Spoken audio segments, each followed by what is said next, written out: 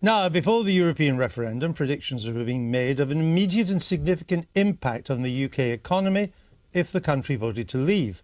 David Cameron said it would put a bomb under the UK economy. George Osborne warned of a do-it-yourself recession. But so far, these short-term predictions have not come to pass. So how has the economy been faring since the 23rd of June?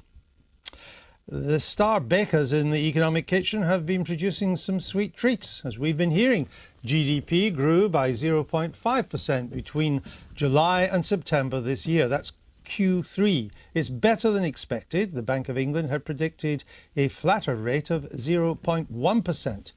Now, the employment rate, percentage of all the people employed against the labour force, is currently 74.5%. That's the joint highest it's been since records in this index began in the 1970s. And consumer confidence has also been looking pretty tasty. In September, the retail sales figures, well, they were up over 4% on the same month last year. But it hasn't all been sugar-coated. There have been some post-referendum soggy bottoms. The pound has been falling pretty steadily against the dollar and the euro, other currencies. It reached a 31-year low earlier this month, though it's rebounded a bit since then, not by much. Inflation jumped to 1% in September. That's not great news for consumers, I guess, coming up to Christmas. The CPI index, which is how we measure it these days, is the highest it's been for nearly 2 years, but it's still only 50% of the Bank of England's target of 2%. And at the weekend, the British Bankers Association warned that there could be an exodus from the city. Smaller banks this year, bigger ones next year. According to the lobbying group, major banks are poised to hit, quote, the relocate button. Well, to look at all this, we're joined by Patience Wheatcroft and the Telegraph columnist Liam Halligan. Welcome to you both. So, most of these short-term predictions haven't come true, have they? Things have not got bad yet, but they will. But we were told, and your side of the argument told us, that they would be bad by now. It was going to be an immediate effect. A vote to leave, said the Treasury, would cause an immediate and profound economic shock. Well, the Treasury was slightly exaggerating, and I wouldn't go along with that. Any decisions that were taken ahead of Brexit would take some time to impact. But it wasn't just the Treasury. It was David Cameron, George Osborne, the Bank of England, the IMF, the OECD, and even at one stage, the World Bank. They all said the impact would be immediate. And they were wrong, weren't they? They were wrong.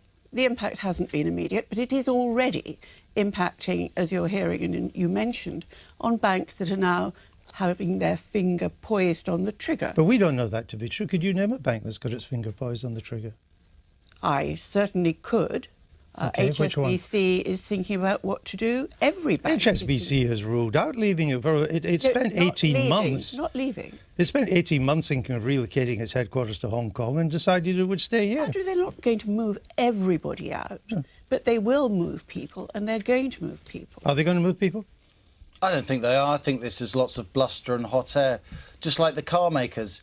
You know, Nissan said in 2002 if we didn't join the euro, they'd leave the UK. They said if we voted for Brexit, they'd leave the UK. What have they done? They've just confirmed that they're actually going to increase their investment in the UK. It's part of the CEO of a big bank or a big car maker's job to occasionally hold the gun to the government's head and see what you can get from them. That's what we've seen. But we don't know what Nissan has been promised to make them stay. I agree. I don't think the government... I think the government should have called their bluff. I think they took advantage of an inexperienced government. Well, we don't know what the government's done yet, but it's probably no more than the French government would have done.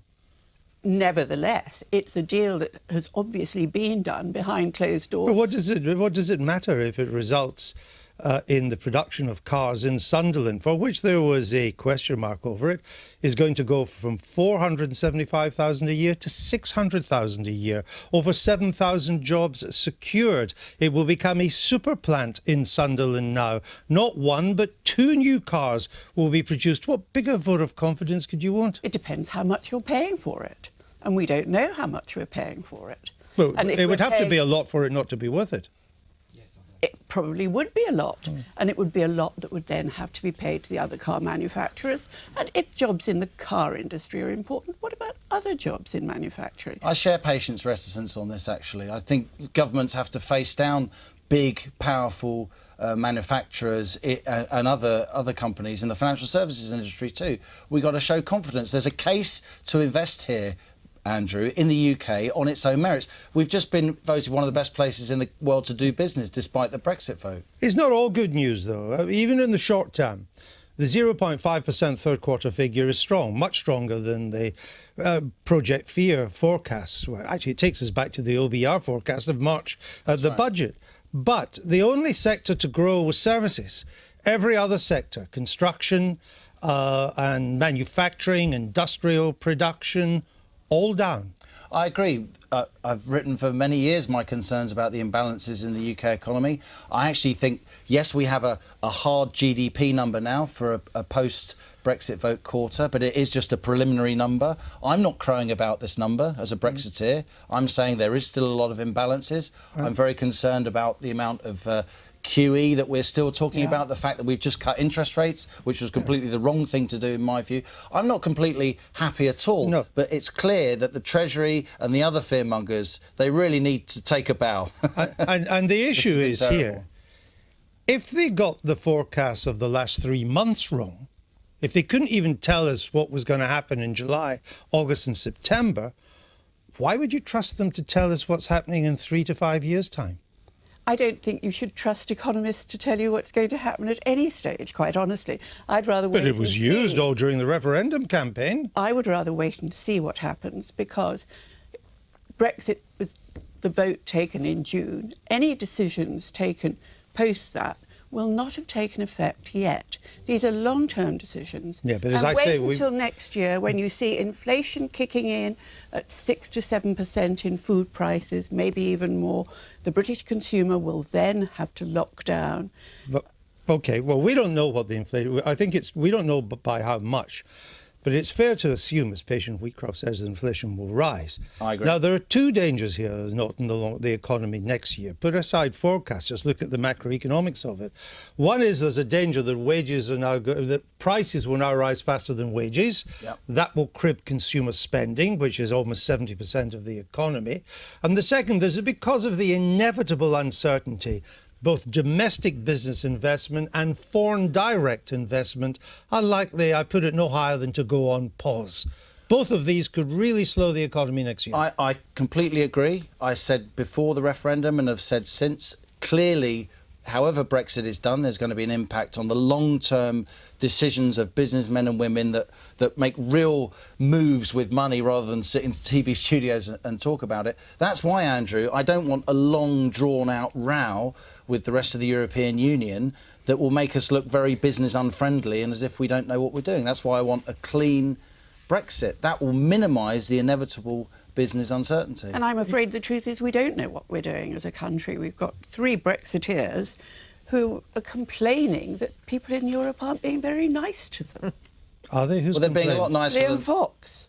He said people in Europe are not being very nice. Has he said that? I paraphrase. Okay. But he was upset by the reception he was getting, and he thought that we should get a more positive reception. I thought he'd be mainly going to Canada. I think we should knock the Australia, Eurocrats into touch. I mean, they're just grandstanding, protecting their pensions and their per diems. We need to dismantle this bureaucracy. Oh, how cynical. You are a former as a trade union leader of what at that time was the biggest union in the country. The news for Sunderland is fantastic this morning, isn't it? It is very good. Very good. I hope also that the government will recognise that all the eggs in the basket of Nissan won't be healthy for the area. There needs to be infrastructure and jobs down the line based in that area so that everybody benefits. So I think that's something that needs But to it be looks thought like about. the plant itself is going to expand, and that will Indeed. have both direct and indirect impact absolutely. in the northeast. Oh, it will. And it has among the highest productivity of any car plant in the world. But people in the northeast, despite the fact that many of them have had good jobs in Nissan for a long time, voted in big numbers to come out of Europe. Now, they must have felt dissatisfied with how the economy was treating them. So I do think account has got to be taken of all of that. What's the knock-on effect for people in the northeast? For many of them is going to be good, but don't leave out those who are a bit more on the periphery. Are you surprised that a lot of the short-term, and I emphasise short-term, forecasts have turned out to be far more gloomy than the reality? No, I'm not surprised. You're not? No, I thought it would be gloomy. And, you know... No, but what I'm saying is it's been far less gloomy. The forecasts were more gloomy than the reality. Well, actually... The Treasury was forecasting we'd enter the recession. reality for some people is pretty gloomy, isn't it? No, I mean, what goes on at a macro level is one thing. What happens when you go out and you change your pound notes into euros and you find you don't get as many euros as you would have liked? You know, I mean, you were talking a moment ago about immediate effects. Well, between June and September, 3 months, that's pretty quick in the great scheme of things. People going on holiday, and lots of people on what you might call ordinary wages, go to Euro countries on holiday because traditionally that's been quite a good bargain. They then find that actually that's really was much more expensive But what's than more they important to thought. the future of the country? The ability for people to go abroad on holiday cheaply, or the ability of Nissan and Jaguar and Rolls-Royce and British Aerospace to sell their goods abroad more competitively? Why does that have to be an either or? Because the currency makes it an either or. Well, you know, the country would go round in a much more happy and beneficial way if more people had more money in their pockets to put into the economy to spend so it comes back. Which You know, may be that's what's been going wrong for Which such a may be a time. difficulty next year if inflation starts Well, exceeding absolutely. wages. Patience Wheatcroft, while I've got you here, there's reports that you're part of a group of peers plotting to undo the referendum result. What's the truth? There's certainly no plot. I think that there are a number of people, both in and out of the House of Lords, who very much regret the decision that was taken. But what are you trying to do? We feel there should be a vote in Parliament at least. Because On if what? this is all about sovereignty of Parliament and sovereignty of the country, then the sovereignty of Parliament demands that this should not be a decision, pressing the button on Article 50, should not be a decision just for the Prime Minister. It's too much for any individual to take. But the country voted on June the 23rd, over 17 million people, to do just this. What gives you, as an unelected peer, any democratic legitimacy in this? The country voted, not by an overwhelming majority, but nevertheless the country voted in favour of Brexit, not knowing what Brexit means. And we're still told Brexit means Brexit. We don't know what it means. But who elected you? I'm not elected. So what gives you any democratic legitimacy on this? I don't have a right to overturn the will of the people at all. But you would All I vote have, against triggering Article 50, wouldn't you?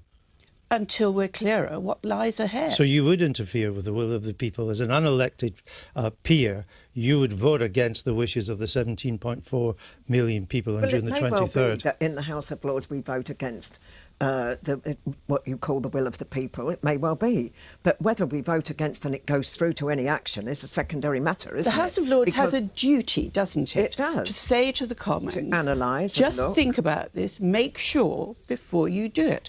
It's not a right to overturn, but it's a duty. But what's the we point of think, voting against it if you don't overturn it?